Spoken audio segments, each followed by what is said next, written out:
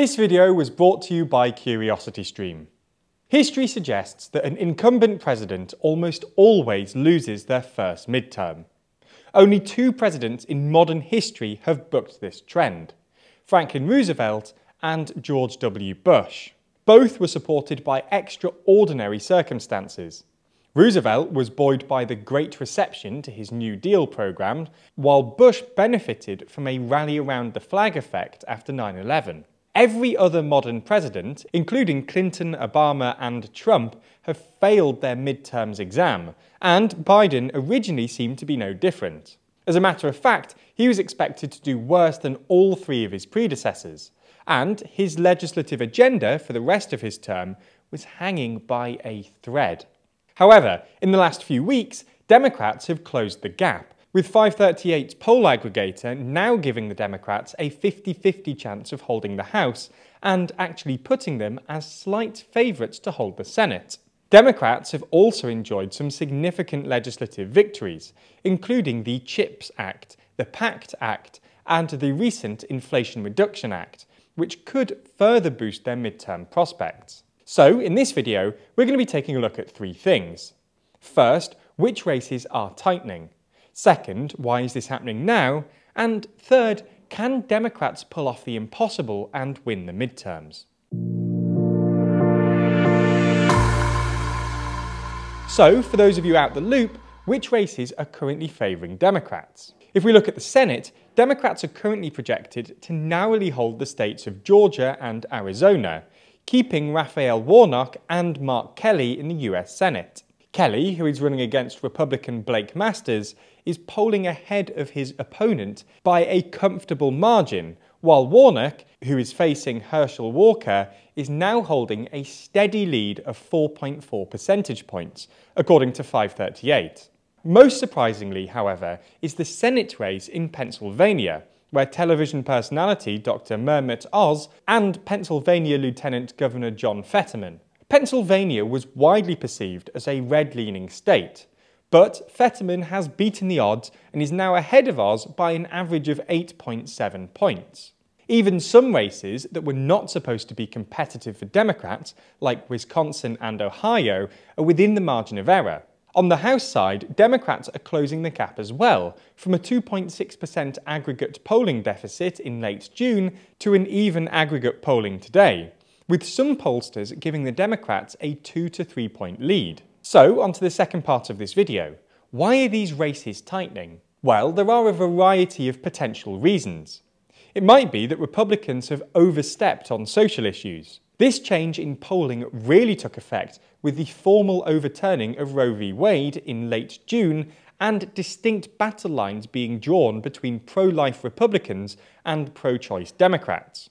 Abortion, though controversial, polls well with the public at large, with 85% of the public stating that they think abortion should be available in at least some circumstances, and 55% saying they identify as pro-choice, the highest in history. A recent ballot measure in Kansas that would have restricted abortion access in the state was defeated by a surprisingly heavy margin, despite the fact that Kansas is staunchly Republican, voting for Donald Trump in 2020 by nearly 15 points. Republicans' increasing affiliation with anti-abortion politics could be hurting their electoral chances, and refocusing the public's attention away from the economy towards social issues. Another case in point here is same-sex marriage. Spurred by Clarence Thomas's concurrence in the Hobbs case that the Supreme Court should revisit Obergefell versus Hodges, the case that made same-sex marriage legal nationwide, Democrats are trying to get a bill through Congress that would codify same-sex marriage into law. This would mean that even if the Supreme Court overturned Obergefell, same-sex marriage would still be federally protected. Wary of handing Biden a win before the midterms, Republicans have pushed back against the bill, despite the fact that a record 71% of Americans now support same-sex marriage. It's also probably something to do with Republicans' candidate selection. Just look at Georgia and Pennsylvania. Herschel Walker, the Republican candidate in Georgia, has been accused of lying to his campaign staff about how many children he has and has faced allegations of domestic violence.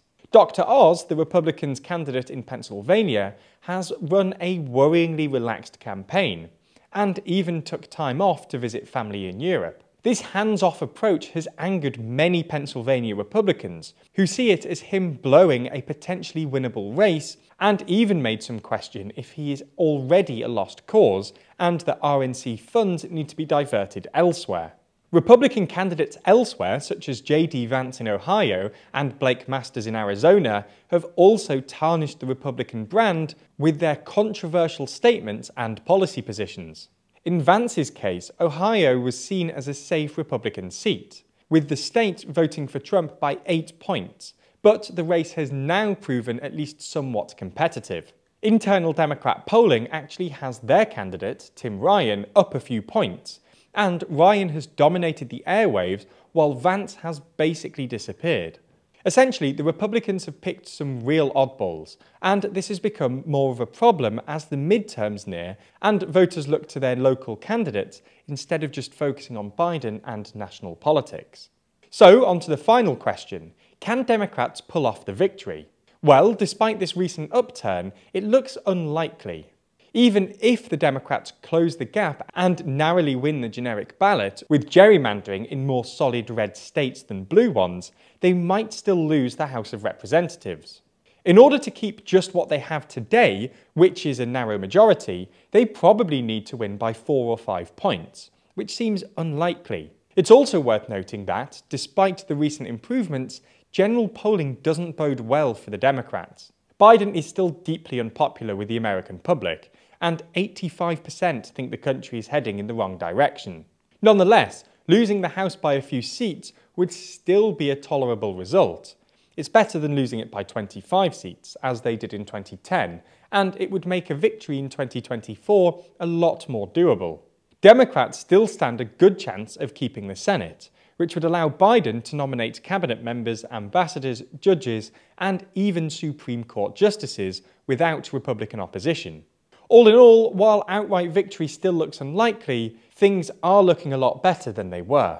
This video was brought to you by CuriosityStream. You've likely heard us talk about Nebula before, but give me 1 minute to explain why you should care.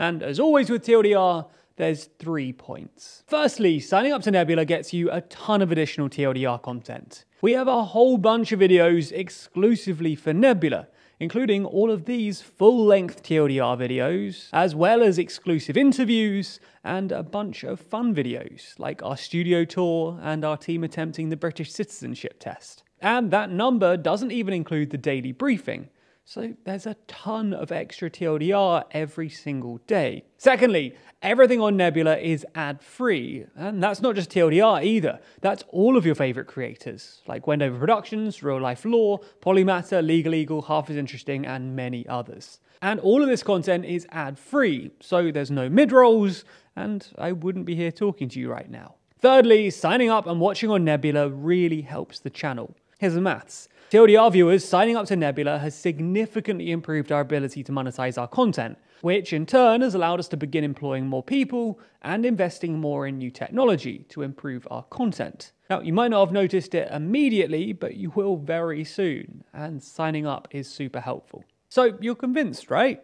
Did I do it in a minute?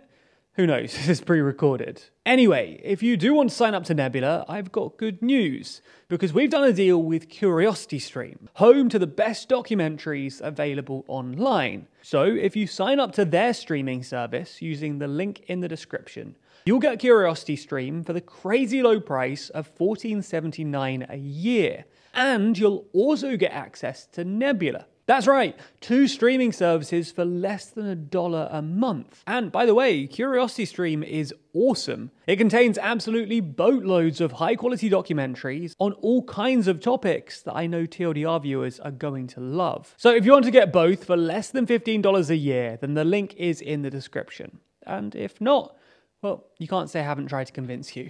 Thanks for your support.